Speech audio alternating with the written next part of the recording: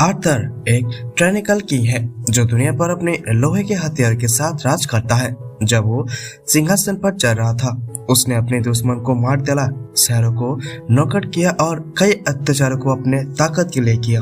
लेकिन एक दिन वो अपने कई हुए सब कुछ सोचता है और उसे गलती महसूस होता है। अगले पल उसकी हार्ट अटैक से उसे मौत हो जाता है। जैसे वो नीचे की तरफ गिर रहा होता है, एक आवाज आता है जो कहती है कि वो उसे दूसरा मौका देगी, लेकिन उसे ये चांस गलत नहीं करना चाहिए। कुछ ही देर के बाद आर्थर अपनी आंखें खोलता है और देखता है कि दो लोग उसके ऊपर देख रहा है। आदमी अपने नाम रोनाल्ड बताता है और कहता है कि वो आर्थर का पिता है, जबकि एलिस उसकी माँ है। उन्हें नहीं लगता कि उनका नया जमा हुआ बच्चा समझ पाएगा, लेकिन वो दोनों अपने बच्चे से काफी खुश हैं। आर्थर धीरे धीरे समझ पाता है कि ये लोग सच में उसके मम्मा पापा हैं और वो बस एक मिनट पहले ही नया जन्म लिया है। अभी उसे ये लगता है कि वो एक बच्चा फिर से बन गया है, लेकिन ये सब देखकर उसे ये सच में मानना पड़ रहा है कि उसका माँ पापा उसकी अच्छी तरह से देखभाल कर रहा है। वो खुश है, लेकिन फिर भी उसे अपनी बेबी बॉडी को लेकर थोड़ा सा परेशान हो रहा है। उसके सर भारी है, वो बोल नहीं सकता और वो कुछ ही घंटों में अपनी डायपर गलती से भी बाहर दिलाता है। वो कंट्रोल को खो चुका है। फिर वो एक दिन वो देखता है कि कुछ और अजीब चीजें जो अब तक उसने नहीं देखी थी। वो देखता है कि रेनल्ड अपने पांजों पर ताकत भर रहा है और एक बड़ा पत्थर तोड़ देता है। आर्थर हैरान होता है क्योंकि ये ताकत इसी जिसके बारे में उसने कभी नहीं सुना था। अपने दुनिया के राजा होने के बाद भी ये काफी इम्प्रेसिव है। रेनल्ड अपने आप को तलवार का इंतजार करता है, लेकिन उसे अपने आसपास का ध्यान नहीं होता और एक पत्थर उसके सर पे गिर जाता है। एलिस चिंता करती है और वो रेनल्ड को ठीक करने के लिए मैजिक का इस्तेमाल करती है, लेकिन उसे कह देती है कि अगली बार संभाल कर अपनी ताकत का परेशान करे। रेनल्ड शो ऑफ कर रहा था, लेकिन जब वो सीरियस होता है तो उसके हाथ से बहुत ही खतरनाक काम हो सकता है। वो आसानी से एक जंगली सुअर को मार सकता है। जब वो शिकार पर जाता है और उसके साथ होने से उसका दोस्तों को बहुत ही मदद मिलता है। जब हंटिंग ट्रिप खत्म होता है, रेनल्ड अपने परिवार के पास वापस आ जाता है, लेकिन याद करता है कि वो अभी भी बोर का खून लगा हुआ है, इसलिए उसे सबसे पहले अपना सफाई करना होगा। आर्थर को इसे दो बातें सिखाने मिलती है। पहली बात है कि दुनिया में कितनी खतरनाक है कि यहाँ लोग अपनी रक्षा के लिए हथियार का रखते हैं, और दूसरी बात, अगर उसके खुद को आजादी से जीना है तो उसे लड़ना सीखना पड़ेगा। रेनल्ड के वापस आने के बाद एलिस कहती है कि आर्थर को अपने के लिए सोचना ही चाहिए और नॉर्मली वो बेबी होने पर नाराज होता, लेकिन ये एक ऐसा हिस्सा है जो उसे एक्चुअली अच्छा लगता है। अपनी पिछली जिंदगी में उसके कभी भी चैन से सोने का मौका नहीं मिला था, क्योंकि ये लोग हमेशा उसे मारने की कोशिश करता था बिना किसी वार्निंग के। अभी वो पूरी तरह से आराम से सो सकता है। महीने गुजर जाते हैं और आर्थर का बेबी लिम्स ऐसे मजबूत हो जाता है कि अब वो खुद से मूव कर सकता है। अब जब उसके पास मोबिलिटी है तो वो अपने पहले काम के लिए मिरर के पास जाता है, जहां अपने आप को देखकर लॉन्ग लुक देता है। उसके माँ बाप को एक क्यूट लगता है, लेकिन वो बस समझ नहीं रहा कि वो सच में एक बेबी है। उस दिन जब एलिस उसे नैप के लिए सोने को कहती है, आर्थर अपनी प्लानिंग शुरू करता है। जैसे ही वो रूम से बाहर जाता है, वो अपना ब्लैंकेट को क्रेप से गिरा देता है और अपने आप को बाहर निकलने की कोशिश करता है। जब वो काफी दूर तक क्रॉल कर लेता है, वो लाइब्रेरी के दरवाजा खोलता है और एक किताब निकाल लेता है, क्योंकि उसने इस दुनिया के बारे में और भी ज्यादा जानना है। पढ़ते हुए वो ये सीखता है कि ये कॉन्टिनेंट का नाम डिकन है और ये 3 किंगडम से में डिवाइडेड है। पहला किंगडम जो ड्रॉप्स का है, जो बड़े क्रेव्स में रहते हैं। दूसरा है एनलोनोर किंगडम, जहाँ पर एल्स रहते हैं, घिरे जंगल में बसता है। और तीसरा है सेपिंग किंगडम, जो ह्यूमंस का किंगडम है और जहाँ एक राजा करता है। आर्थर को और भी कुछ जानना था तो वो बुक को निकाल लेता है। आर्थर ने नोटिस किया कि इस दुनिया में टेक्नोलॉजी का लेवल काफी कम है और इसका रीजन भी है मैजिक। लोग अपने बॉडीज के अंदर माना को मैनिपुलेट करके मैजिक यूज करता है, जबकि ये कॉमन नहीं है। मैजिक इस दुनिया में बहुत ही इम्पोर्टेंट है।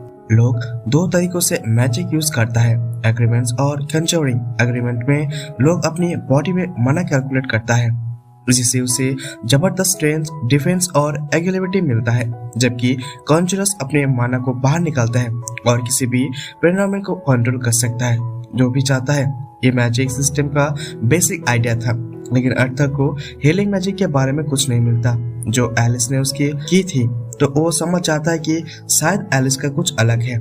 आर्थर को ये भी समझ में आ जाता है कि ये लोग प्रॉपर्टी के दुनिया में अपना मना मैनिफेस्ट करता है और फिर इस मना को एक मना के थ्रू कंट्रोल कर लेता है और मैच बन जाते हैं। ये बात आर्थर को समझ आ जाता है क्योंकि अपने पुराने जिंदगी में उसने भी अपनी ताकत को कंट्रोल करते हुए पावर हासिल की है और माना और की कैसे काम करता है दोनों में सिमिलरिटी है। वो अपने एनर्जी को फोकस करने की कोशिश करता है और धीरे धीरे माना को डेवलप होता है। ये आर्थर के लिए एक बड़ा सा स्टेप है। जब वो और ट्रेनिंग कर रहा होता है तब एलिस आकर उसको देख लेती है। एलिस बहुत ही चिंतित थी जब उसने देखा कि आर्थर अपने क्रैब में नहीं था, लेकिन वो खुश होता है कि आर्थर को कोई नुकसान नहीं हुआ है। लेकिन जब वो आर्थर उसके उठकर देख रही होती है तो उसे कुछ अलग लगता है।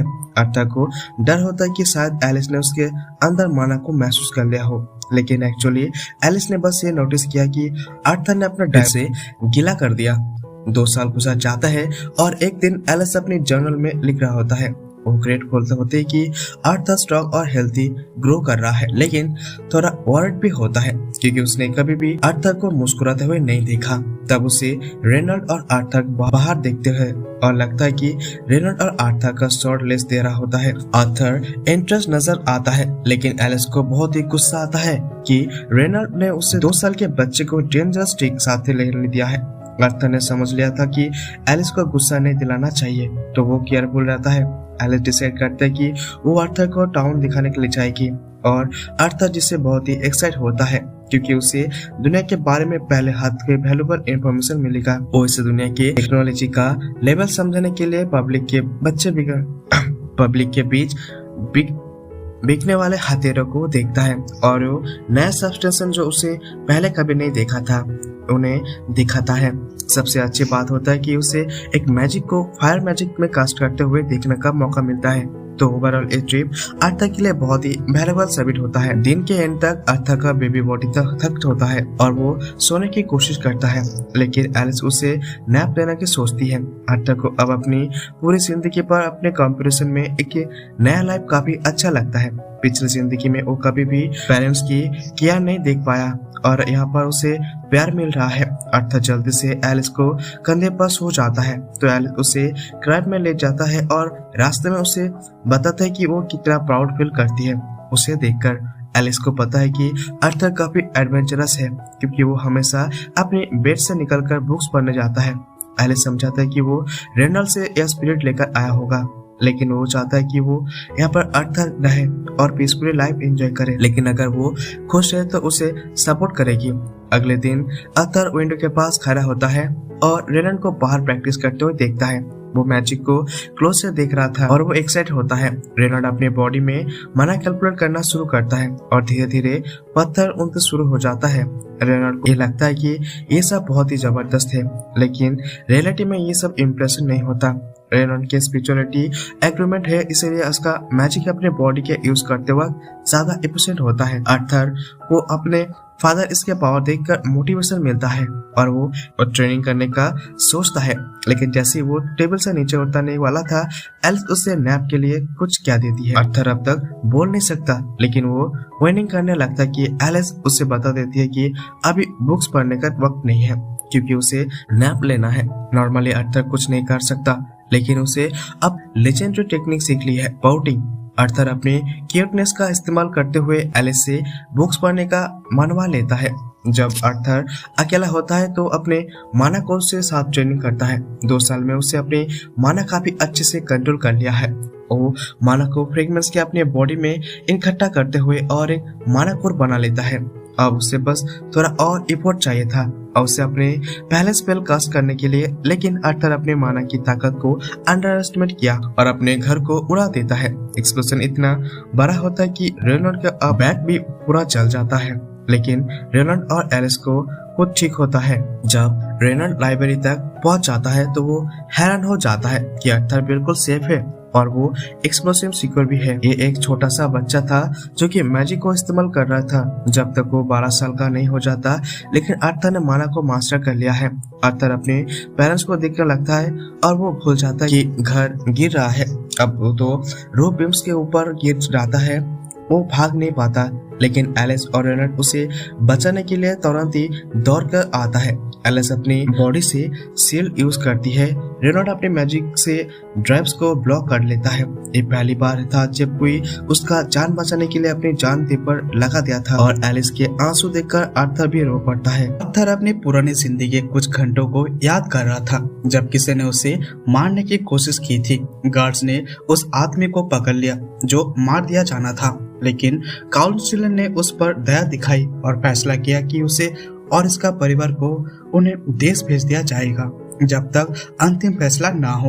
वो आदमी काउंसिलर से अपनी फैमिली को छोड़ देने के लिए गुजारिश कर रहा था क्योंकि उसका कहना था कि उससे जो गलती की थी वो सिर्फ उसकी थी और वो चाहता था कि सिर्फ उसे ही देश से निकाल दिया जाए और उसकी फैमिली को यहाँ पर छोड़ दिया जाए। लेकिन काउंसिलर ने उसका कुछ भी नहीं सुना। क्या कर उसने एक माफी न होने वाला पाप किया है, क्योंकि राजा वो रोशनी थे जो किंगडम को रोशन करता है।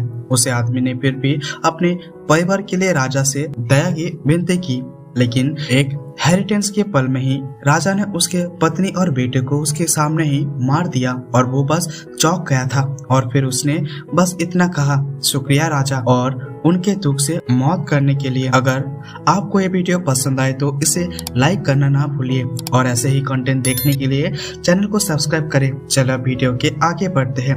अब हम आज के समय में आ जाते हैं जहाँ पर आर्थर और उसका पिता ट्रेनिंग के लिए तैयार हो रहा था। आर्थर को पिता ने उसे ग्लव्स का एक जोड़ दिया था और खुद उसे यूज करते थे। आर्थर को एक लकड़ी की तलवार इस्तेमाल करना था। उसके पिता ने डिसाइड किया था वो भी उसके साथ लकड़ी का डांडा यूज करे। ट्रेनिंग के दौरान आर्थर अपने पिता को मार नहीं पाया। इसका मतलब था कि उसे पिता ने अपने धंधे को मैजिक से इनहेंस किया था। सबसे हेरिटेड की बात है कि आर्थर ने लकड़ी के तलवार को भी इनहेंस किया जो उसके पिता को हैरान कर दिया था। उसने अपने पिता का लकड़ी डांडा तोड़ दिया। फिर आर्थर के पिता और माँ के बीच बहुत ही लंबा झगड़ा हुआ क्योंकि उसके पिता ने डिसाइड किया था कि आर्थर के लिए एक असली टीचर को बुलाया जाए, लेकिन उसकी माँ ने इसमें मना कर दिया। आर्थर के पिता ने कहा कि वो बहुत ही प्रतिभाशाली है और उसे एक मजबूत टीचर की जरूरत है क्योंकि मैंने उसे कुछ भी नहीं सिखाया था। उसके माँ ने कहा कि हम दोनों उसे मैजिक सिखा सकते हैं। फिर उसने जवाब दिया, हम दोनों उसे कुछ भी नहीं सिखा सकते। उनसे सिर्फ इतना कह कि उसने मैजिक इनहेंस डांडा को सिर्फ 4 साल की उम्र में ही तोड़ दिया। आर्थर की माँ हैरान हो गया था, फिर भी उसे बात का भी खिलाफ है और अपने बेटे को गले लगा लिया क्योंकि वो नहीं चाहता था कि उसका बेटा किसी दूसरे शहर में पढ़ाई करे। उसके पिता ने कहा कि यह उसके लिए फायदेमंद होगा और माँ ने जवाब दिया, क्या तुम्हें अपने प्यारे बेटे को छोड़ देना चाहते हो और उसके साथ नहीं रहना चाहते हो? इसके पिता ने कहा, बिल्कुल नहीं, मैं भी उसे बहुत ही प्यार करता हूँ, उसके साथ रहना चाहता हूँ, पर मैं चाहता हूँ उसका भला हो। वो दोनों काफी देर तक झगड़े थे। तभी आर्थर ने सजेस्ट किया कि वो सब मिलकर शहर जाएंगे और वो वहाँ पर ट्रेनिंग करेंगे। इन्होंने इस आइडिया को पसंद किया और पैकेजिंग शुरू कर दी। इसी दौरान वो अपनी बेटे की को भी देखकर खुश थे और उसे एक प्रतिभाशाली बच्चे कह रहा था जो कि बहुत ही आगे जाएगा, लेकिन आर्थर ने वहाँ पर प्यारी भरी नजरों से देख रहा था। बाद में एक टीम आई और आर्थर के पिता ने उसे अपनी परिचय दिखाने को कहा। आर्थर ने उन्हें अपनी परिचय दिया और आदमी ने कहा, मैं तुमसे पहले भी मिल चुका हूँ जब तुम छोटे थे और मुझे यकीन है कि तुम यहाँ पर याद नहीं होगा। लेकिन आर्थर ने अपने आप से कहा, मुझे याद है, ये वही ट्विन हार्टर्स टीम है जिसे मेरे मम्मी पापा शामिल है। बाकी टीम के साथियों ने आर्थर का स्वागत किया, अपने परिचय दिया। आखिरकार हेलेना नाम की टीम मेंबर कहा कि वो खुश है कि आर्थर के उनके साथ है।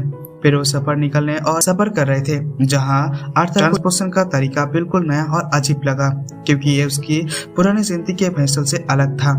बाद में उन्होंने रॉकबेथ लिया और पता चला कि वो एक्सरस नाम का शहर जा रहा था। आर्थर सोच रहा था कि ये काफी एक्साइटिंग होगा, लेकिन तभी एक समस्या आ गया था। प्रीडेटरी वुल्व्स आ गए थे। टीम के सदस्यों ने खड़े होकर आसानी से उन वुल्व्स को मार दिया। आर्थर हैरान हो गया था जो कुछ उसने देखा। हर टीम मेंबर अपने पावर का इस्तेमाल करके कुछ वुल्व्स मार दिया। आर्थर ने सोचा कि ये टीम अच्छे से काम कर रहा है और अपनी पावर का इस्तेमाल बहुत ही अच्छे तरीके से कर रहा है और उसे भी चलते हुए भी शामिल करना जरूरत है। जब रात होता है तो उन्होंने वुल्व्स को खाना बनाया। आर्थर के पिता ने उसके कहा कि वो खाने के बारे में शिकायत ना करे, क्योंकि वो एक डेंजरस सफर पर है और उनके ज्यादा सुविधा नहीं मिलेगा। लगता है कि आर्था के हाथ पर चोट लगा है, और जब आर्था ने इस बात को नोटिस किया तो उसका पिता ने कहा कि ये तो पता नहीं था। उसका माँ उसकी इलाज करने वाली थी, लेकिन टीम के सदस्यों ने उसका कहा पहले उनको दिखाई देने ना दे, ताकि उसकी स्पेशल मैजिक और रेयर एबिलिटीज पब्लिक में ना आए, वरना उन्हें टारगेट किया जा सकता है। इसी वजह से वो अपने पिता के साथ गांव में रहते थे, जहां कुछ प्राइवेसी थी। जब इलाज हो गया तो वहां पर आदमी ने आकर आर्थर के पिता से कहा कि वो सोने पहले ही थोड़ा सा ट्रेनिंग करना चाहता है, इसलिए उन्हें पर आर्थर को ट्रेनिंग के लिए मांग लिया। सब लोग खड़े हो गए और आर्थर ने अपने आप से कहा ये ट्रेनिंग आसान नहीं होने वाला, लेकिन वो इसे मना भी नहीं कर सकता।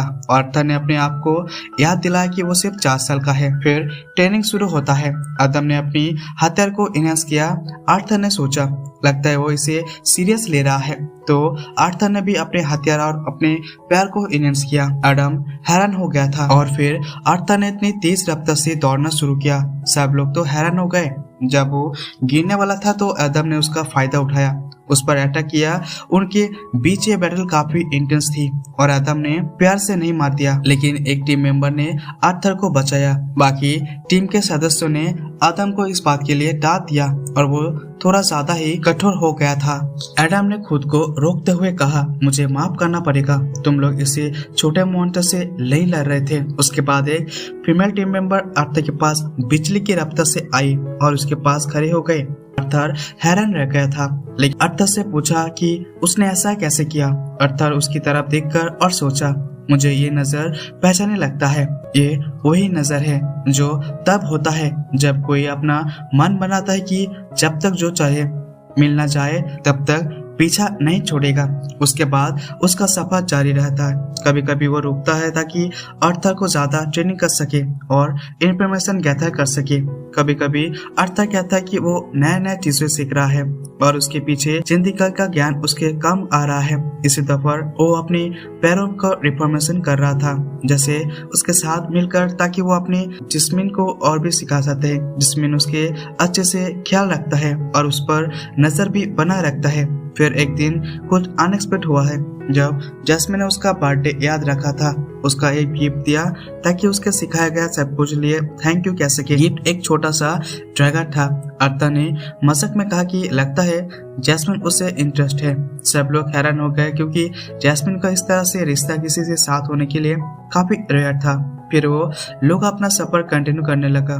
जब आर्थर अपनी माँ से बात कर रहा था, उसने देखा कि माँ थकी हुई लग रही थी। जब उससे पूछा कि क्या हुआ, तो माँ उसने कहा कि वो ठीक है, लेकिन आर्थर को फिर भी बेचैनी हो रही थी।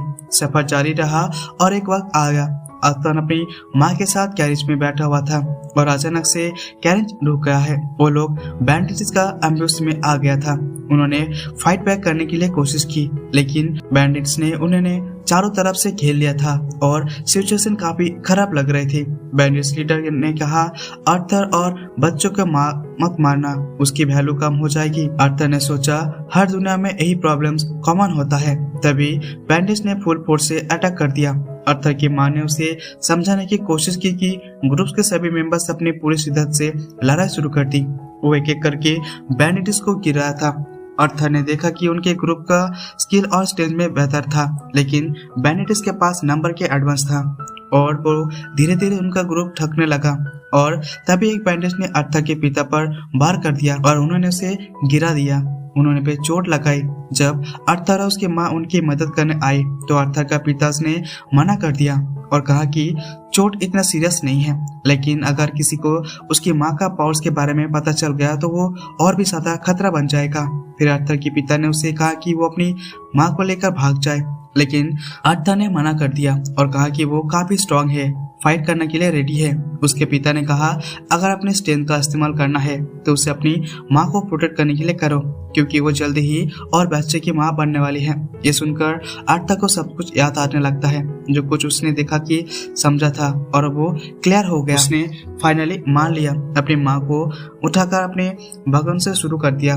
बैंडिट लीडर ने उसे रोकने की कोशिश की, लेकिन आर्थर के पिता ने उस पर अटैक कर दिया और उसे गिरा दिया।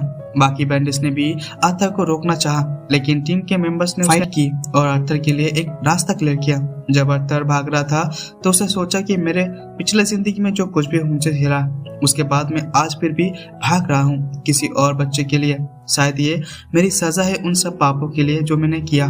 उसे लगा सब कुछ ठीक है, लेकिन तभी एक सोर्सर वहाँ पर देख रहा था। सोर्सर ने स्पेल उन पर डाला। आर्थर ने अपनी मां धक्का दिया ताकि वो स्पेल से ना टकराए, लेकिन वो खुद उसे अटैक से शिकार हो गया। वो माउंटेन के एज से नीचे गिरने वाला था, लेकिन उससे कहा कि मैंने अकेला नहीं गिरूंगा। उसने रोप से बंधा हुआ ड्रैगन को सोर्सर पर फेंका। उसने पकड़ा और उसे भी अपने साथ खींच लिया। टीम के लोग आर्थर को बचाने की कोशिश कर रहे थे, लेकिन वो टाइम पे उसे नहीं पहुंच पाए। आर्थर सोच रहा था मैंने इस जिंदगी में कुछ भी नहीं पाया, लेकिन अब मैं समझ गया कि अपने परिवार को प्रोटेक्ट करने का मतलब क्या होता है। उसने वो आंसू समझकर किसने उसी वक्त बनाया था जब उन्हें पता था कि वो अपने परिवार को दोबारा नहीं देख पाएंगे, और उसने सेल्फ सैक्रिफाइस असली मतलब समझा। उसने सोचा कि वो बड़ा भाई बनने का उम्मीद रखता था, लेकिन लगता है कि अब वो नहीं हो पाएगा। फिर हम देखते हैं कि आर्थर जंगल में नीचे गिर रहा है, लेकिन वो बच गया। अचानक से बड़ा क्रिएचर, वही बीस्ट वो पिछले एपिसोड में था, उसके पास आता है और आर्थर उससे क्रिएचर को देखकर डर जाता है। मॉन्स्टर को देखकर आर्थर बिल्कुल पेटिफाइड हो जाता है और वो कुछ कह नहीं पाता। आर्थर को लगता है कि मॉन्स्टर ने उसे यहाँ पर बुला लिया है, तो वो उसे मारने की कोशिश करता है, लेकिन वो बस अपनी उंगली से उसे पीछे कर देता है। वो उससे कहते हैं कि वो उसका दुश्मन नहीं है, और उठकर वो कुछ जादू का फल तोड़ती है जो अपने ही उगाए हुए एक रहस्यमय पौधे से लेकर आर्थर को खाने के लिए देता है, ये समझकर कि उसे अपने घाव ठीक करने के लिए खाना और पोषण चाहिए। आर्थर को ये बिल्कुल यकीन नहीं होता है कि यह भयंकर मॉन्स्टर उसे एक केयरिंग माँ की तरह पेश आ रही है। वो उसकी नायत पर शक करता है, लेकिन जब उसके घाव दर्द करता है और वो हिल नहीं पाता तो वो बेहोश होकर रोता है। मॉन्स्टर वाली औरत उसे वादा करता है कि वो उसका मन में जो भी सवाल है वो उसका जवाब देगा। तब वो आर्थर उसका मौका फायदा उठाता है और अब खाना खाता है। जब वो शर्त पूरी हो जाता है तो उससे अपने माँ बाप के बारे में पूछता है। वो कहता है कि उसे अपने जगह से पता चलता है कि आर्थर के परिवार ने सारे डाकुओं को हराकर और कुछ दिन पहले ही इस जगह पर छोड़ दी है। आर्थर को ये सुनकर शांति मिलता है और उसके माँ पापा और उसके होने वाले बहन अभी सेफ है, और वो मॉन्स्टर वाली औरत उसका शुक्रिया अदा करता है उसकी जान बचाने के लिए। वो नहीं जानता कि उसे क्या बुलाए, ना हम भी, इसलिए वो अपना नाम सिल्विया बताता है और लगता है कि सिल्विया कुछ गहरे रह छुपा रहा है। आर्थर अगले कुछ दिन सिल्विया के देखभाल में रहता है, फल खाता है और उसके छाती को घाव पूरी तरह से ठीक होकर देता है। जब वो चलने फिरने का लायक हो जाता है वो अपने घर वापस चलना चाहता है, लेकिन सिल्विया कहता है वो जो जगह पर है वहाँ भयंकर जानवर और डाकू है। अगर वो आर्थर को अकेला गया तो वहाँ पर एक दिन भी जिंदा नहीं रह पाएगा। फिर भी सिल्विया एक तरीका निकालता है उसे जाने का, क्योंकि वो एक नहीं दे सकता कि ये बच्चा अपने परिवार से अलग हो। अपने जादू की आखिरी ताकत से वो एक डायमेंशनल रिफ्ट को खोलने की तैयारी करता है। इसी दौरान आर्थर ने अपने दिन शॉर्ट प्रैक्टिस करते हुए गुजारता है। वो अपने आप से बहुत सोचता है कि ये भयंकर देखने वाले मॉन्स्टर क्यों उसे इतना प्यार कर रही है, और वो किसी वजह से अपने सेंस पे एक छत पे छुपा रही है। लेकिन सिल्विया अपने बारे में कभी भी किसी को कुछ नहीं कहती है और उसके पास जाने का कोई तरीका भी नहीं है। ट्रेनिंग के बाद वो अपने मोनर को सुधारने के लिए ध्यान लगाना लगता है, जो सिल्विया की रुचि का कारण बन जाता है।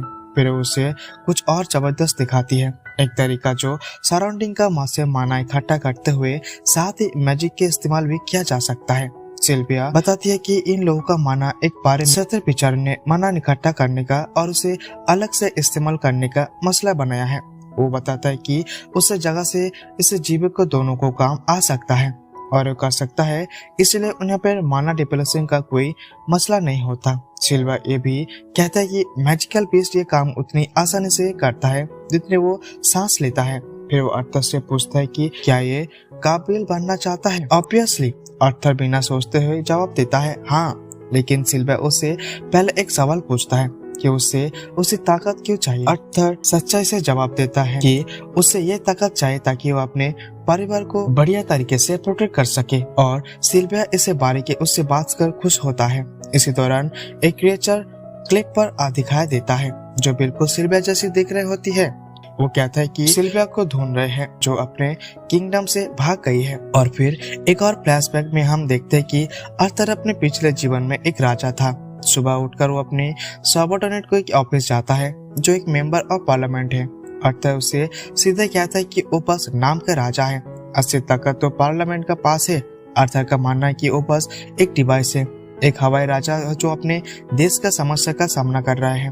उसका सबऑर्डिनेट उसे समझाने की कोशिश करता है, लेकिन फिर भी कुछ वक्त बाद आर्थर का मिस्टीरियस असिस्टेंस हो जाता है। जब आर्थर अपने नए ताकत का इस्तेमाल करने की कोशिश करता है जो सिल्विया उसने दी थी, वो अपने पिछले जीवन को याद करता है जहाँ उसे कभी ये समझ जाता नहीं था कि वो अपने आप को अपनी ताकत के लिए इतना दबा रहा है।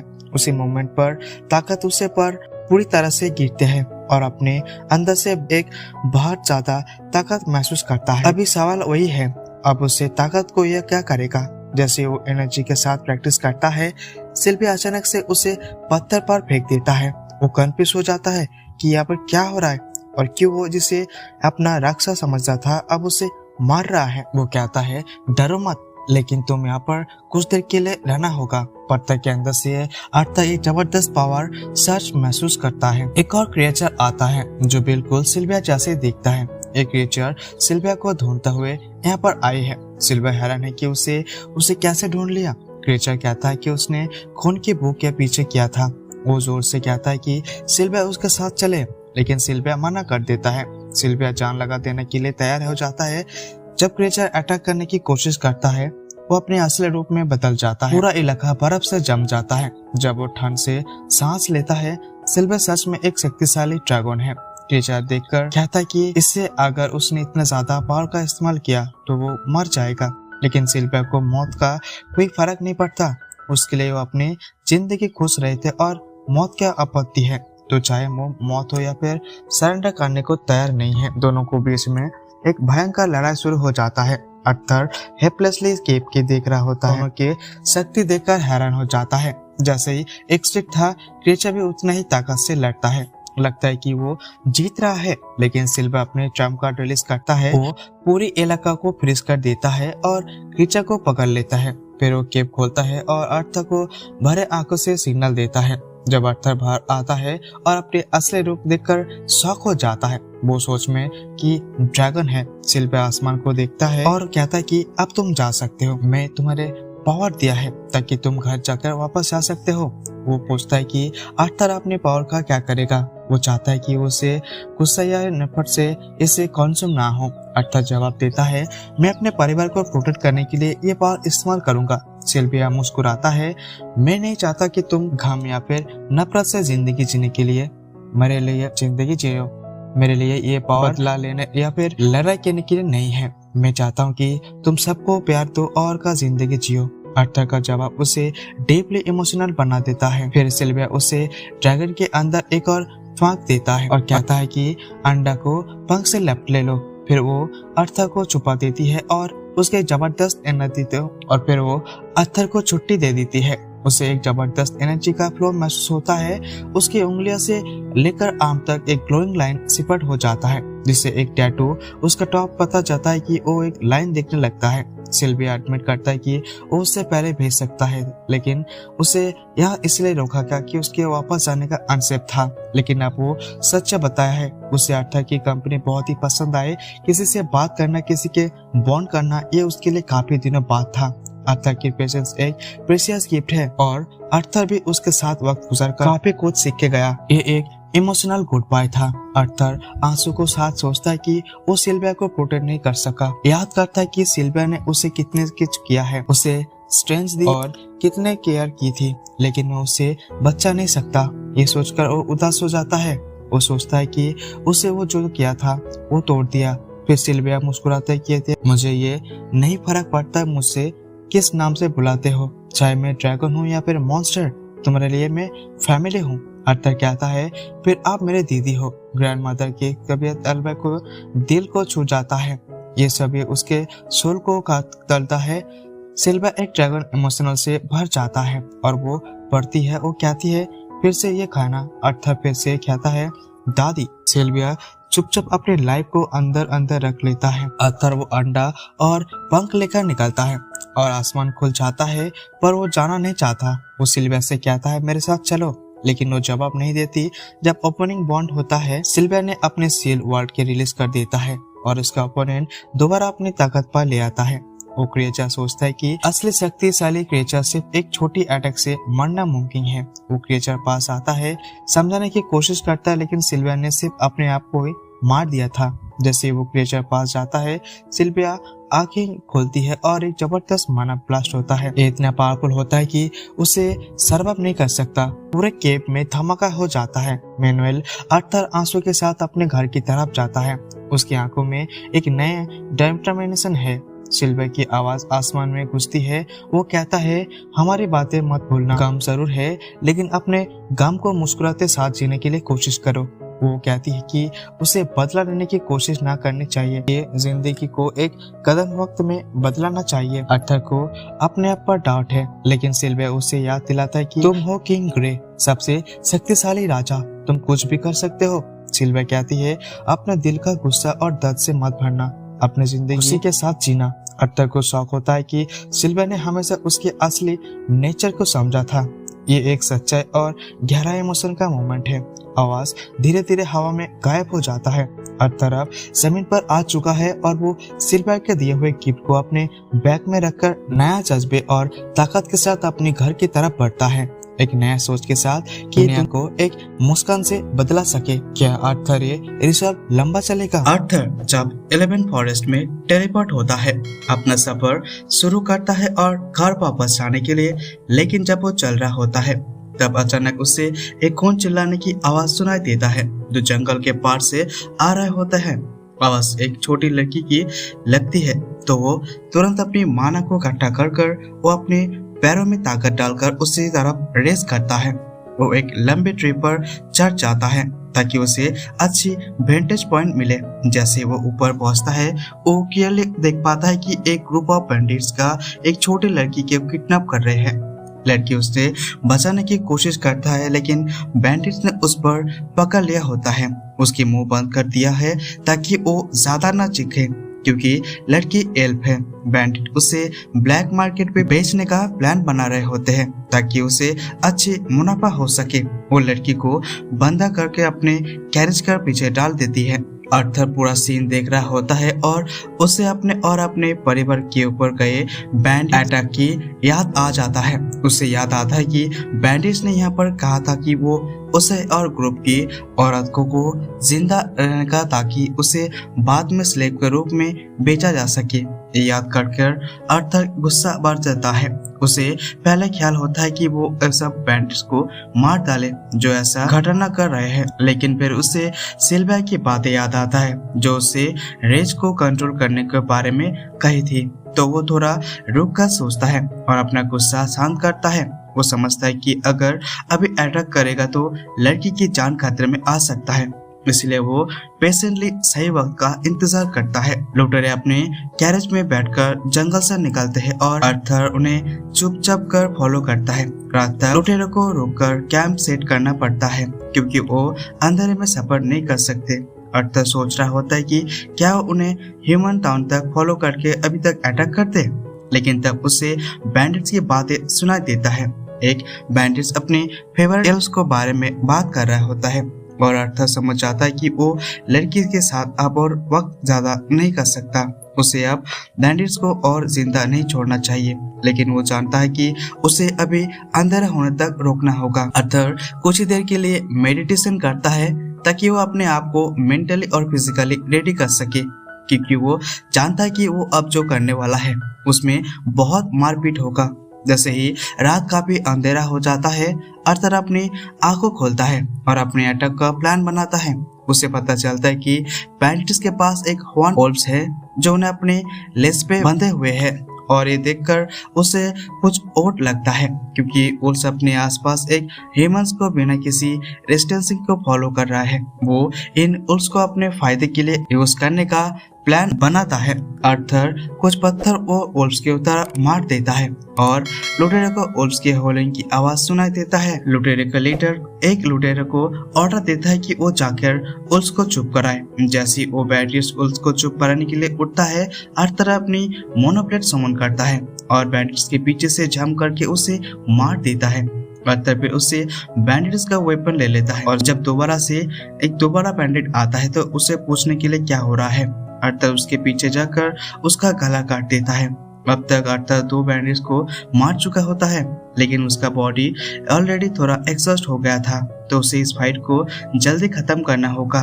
तब एक और बैंडिट्स आता है देखने के लिए कि बाकी 2 बैंडिट्स इतना टाइम क्यों ले रहे हैं और आर्थर उसे भी तुरंत मारने की कोशिश करता है, लेकिन अनफॉर्चुनेटली वो वाइटल ऑर्गन्स को मिस कर देता है। बैंडिट्स चिल्लाता है और बाकी बैंडिट्स को आर्थर को होने पर पता चल जाता है। बैंडिट्स लेटर समझ जाता है कि आर्थर एक मेज है और वो जानता है कि ये फाइट आसान नहीं होने वाला, लेकिन उसे आर्थर को मारना नहीं चाहिए क्योंकि एक मेज को ब्लैक मार्केट पे बेचकर वो और भी ज्यादा पैसा कमा सकता है। बैंडिट्स लीडर अपनी ताकत को अपने हाथों पर चैनल करता है और आर्थर पर अटैक करने के लिए अपने हाथ स्विंग करता है, जंप बैक करके काउंटर करने की कोशिश करता है, लेकिन बैंडिट्स लीडर उसे डॉज कर लेता है। आर्थर उसे सरप्राइज करने के लिए अपनी नाइफ बैंडिट्स को टारगेट कर फेंकता है, लेकिन बैंडिट्स के नाइफ को पकड़ लेता है और उसे आर्थर की एजेंट यूज करने का सोचता है और उसे नीचे गिरा देता है। बैंडिट्स आर्थर को अपने पैरों पर उससे उठता है और उसे टॉन्ट करता है कि वो एक एडल्ट के सामने बिल्कुल भी मैच नहीं कर सकता। आर्थर समझ जाता है कि बैंडिट्स सही कह रहा है, इसलिए वो डिसाइड करता है कि अब वो अपनी मैजिक का यूज करेगा। अपने फायरबॉल स्पेल का बैंडिट्स के घोड़े पर मारता है और जब बैंडिट्स दर्द से सीखता है, आर्थर उसके सर में अपना नाइफ डाल देता है। अब सिर्फ एक बैंडेज बचा है जो आर्थर ने पहले इंजर किया था और जब वो भी मर जाता है, आर्थर लड़की की तरफ जाता है जो कैरेज के अंदर बंधे हुए होता है। लड़की को पूरा वक्त ब्लाइंड पोल देख रहा था और उसे कुछ भी समझ नहीं आ रहा था, इसलिए आर्थर उसे बताता है कि बैंडिट को उसके मार दिया है और वो अब सेफ है। उसका नाम तेसिया है और जब आर्थर उसे कैरेज से निकालता है और उसे घर जाने को कहता है, लेकिन जब तेसिया आर्थर के हाथ पर खून देखता है तो वो उसके लिए काफी चिंतित हो जाता है। आर्थर समझता है कि ये नॉर्मल है कि बच्चे खून देखकर डर जाते हैं, इसलिए वो डिसाइड करता है कि लड़की को डेड बॉडीज ना दिखाए। वो तेसिया से कहता है कि वो थोड़ी देर के लिए वहाँ रुक कर रहे और वो बैंडिट्स के बॉडी को ट्रैप से ढका जाता है। तेसिया पूछता है कि उन्हें बैंडिट्स को क्या हुआ जो उससे किडनैप कर रहे थे और आर्थर उसे सच न कहकर बस से बोलता है कि उसका एक्सीडेंट हो गया था, इसलिए वो अब उसे परेशान नहीं करेगा। जब तेसिया को और कोई क्वेश्चंस नहीं होते तो आर्थर उसका सामना बैंडिट्स का कैरेज से निकलकर उसे गुड बाय बोलता है क्योंकि उसे अपना घर जाना था, लेकिन तेसिया उसके हाथ पकड़कर उसे रोकने के लिए कहती है क्योंकि वो अकेले नहीं रहना चाहते।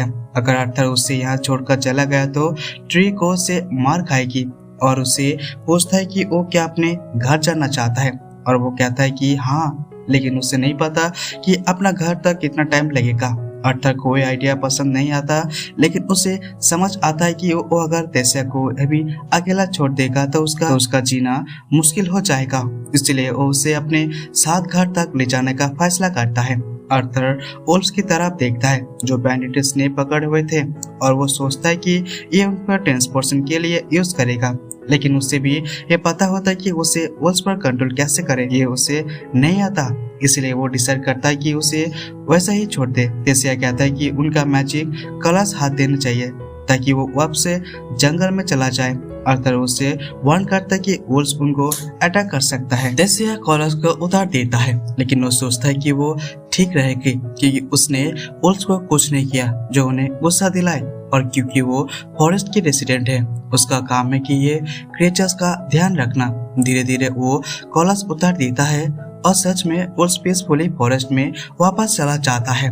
अगले सुबह आर्थर और तेसिया अपने सफर को एल्फ विलेज की तरफ जाने के लिए शुरू करता है। कुछ देर बाद वो रुककर खाना खाता है।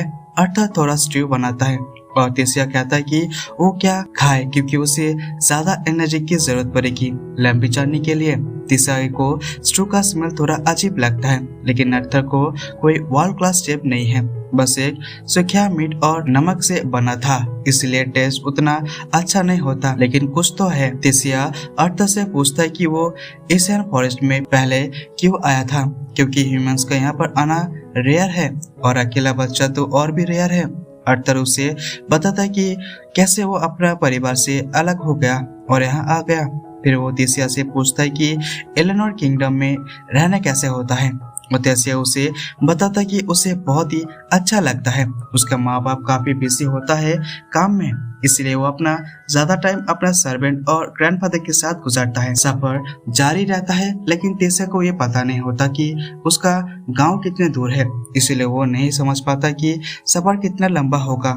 ऊपर से वो वुल्फ जो तेसिया ने रिलीज किया था, उन्होंने आपके पीछा करना शुरू कर दिया है।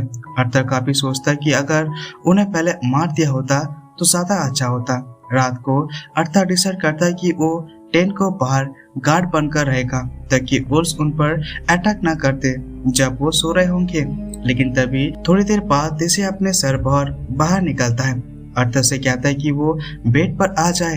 अर्थर उससे कहता है कि वो थोड़ा और टाइम के लिए जागते रहेगा, लेकिन तेसिया काफी धीरे उसकी होता है और उसके कहता है कि वो उसका साथ दिन के अंदर आए। अर्थर फिर मान जाता है और डिसाइड करता है कि वो तेसिया के लिए टेंट के अंदर से वॉच करेगा। तेसिया ये प्रिटेंस करने की कोशिश करती है कि वो डर नहीं रही, लेकिन वो अर्थर से कहता है कि वो उसके पास हमेशा रहे जब तक वो सोए। और रात को तेसिया अर्थर से पूछता है कि क्या ये सच है कि सब ह्यूमंस परवर्ट्स होते हैं और कई वाइफ्स रहते हैं।